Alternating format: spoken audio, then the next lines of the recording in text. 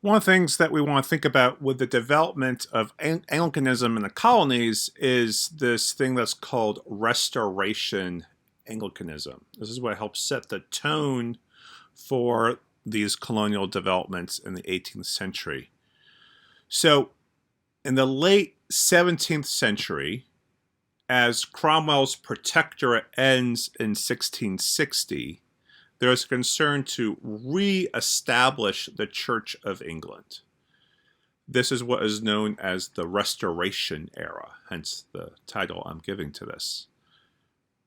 As we have a new monarch in 1660 with James II, that reestablishment of the monarchy is coterminous with restoring the Church of England. That is, making it legal again and allowing bishops to exercise their ministry, which had been illegal during the period of Cromwell's protectorate.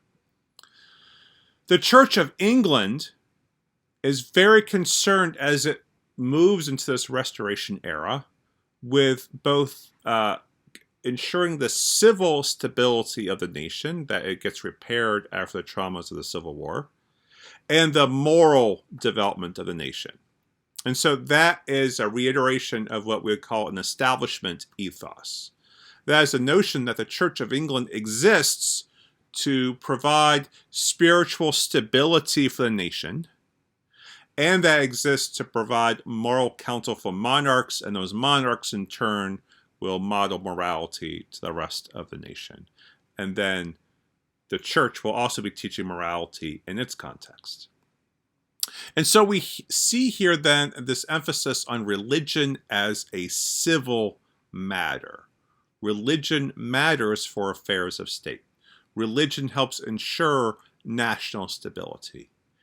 So unlike our context, where religion is seen mostly as a matter of individual conscience, and unlike that stance also developing in colonial Protestant evangelicalism, we see this establishment ethos in the Church of England that will be carried over into the colonies. And this helps illustrate how Anglicanism as a system differs from other forms of Protestantism, which often have this appeal to conscience at the heart of its activity.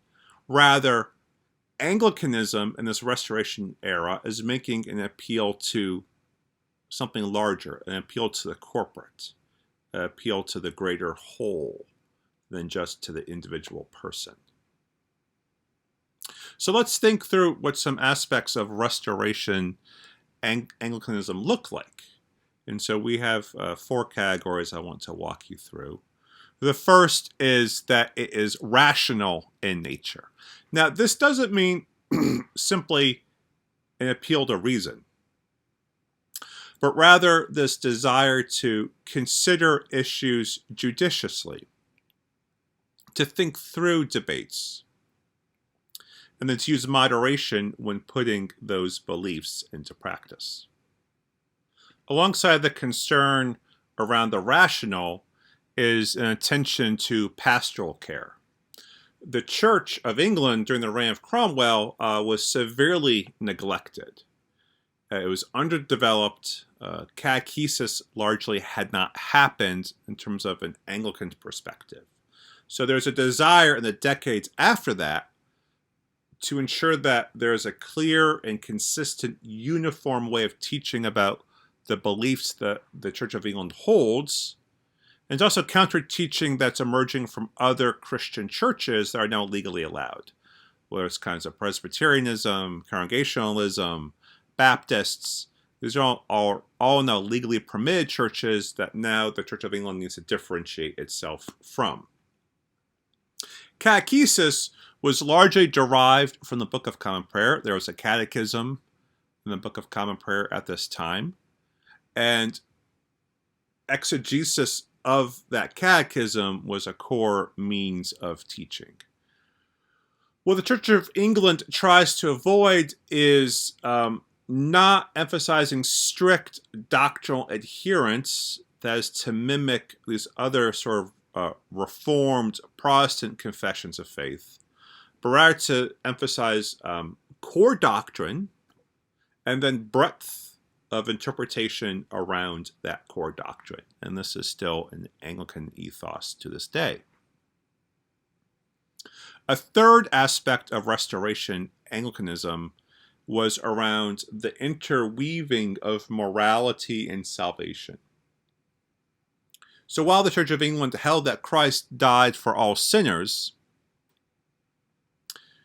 it also held that Christians had to have obedience to the moral teachings of Scripture that the Church conveys, and that obedience to teaching was a conditional means by which people are justified and saved. That is, one had to do something in response to Christ's salvific offering. And what is required is obedience to the teachings of Scripture. This ties into then questions of sacraments. How does salvation occur? How do we access salvation? And this is the fourth aspect that I want to spend some time on. So salvation was understood as a path of moral adherence that focuses on receiving grace to obey through the sacraments, especially baptism. In other words, through the grace of baptism, one is given the strength to begin to be morally obedient to God's teachings. Now, infant baptism is the norm.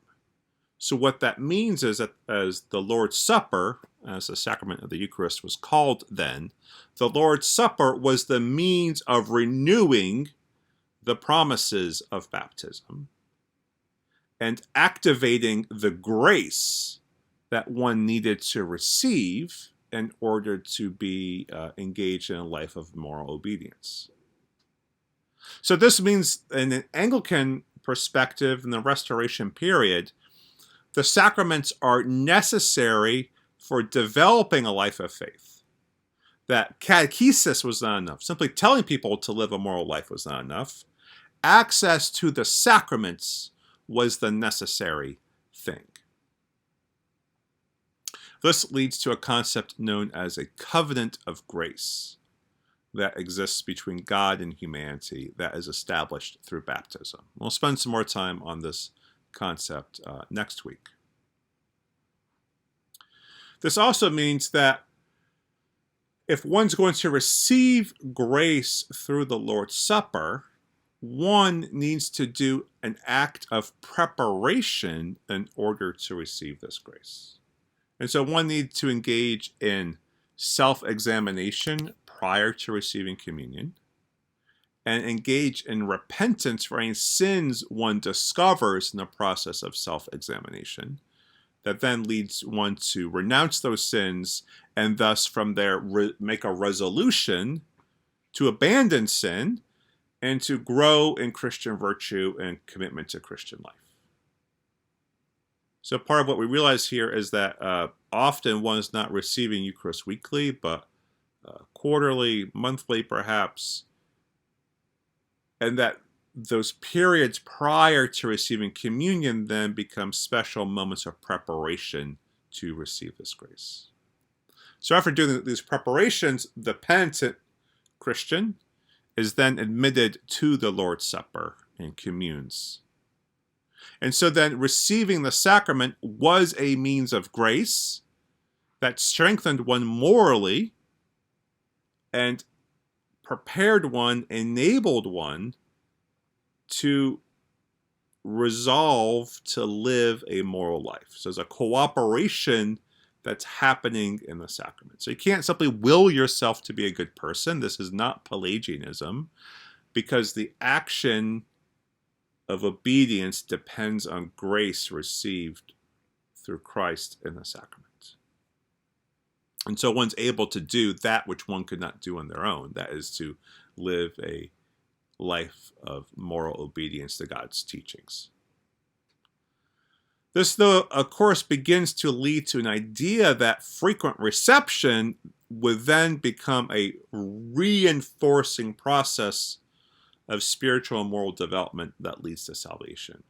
We're not yet close in time to the idea of a weekly reception of Eucharist, but there is a sense that the more one receives the Lord's Supper, the more one will be able to advance in the Christian life. This is really the heartbeat of Restoration Anglicanism, this notion of a covenant of grace. And it helps belie the assumption that somehow Anglicanism in this period, because it's concerned with an establishment ethos, it's not concerned with developing the spiritual life of its members. They actually go together. If the church is going to preserve the stability of the nation, it needs to be the means of transmitting grace, so people are moral and virtuous people who then themselves are contributing to the stability of the nation itself. So I hope this is useful. From here, we're going to shift to talking about high church theology.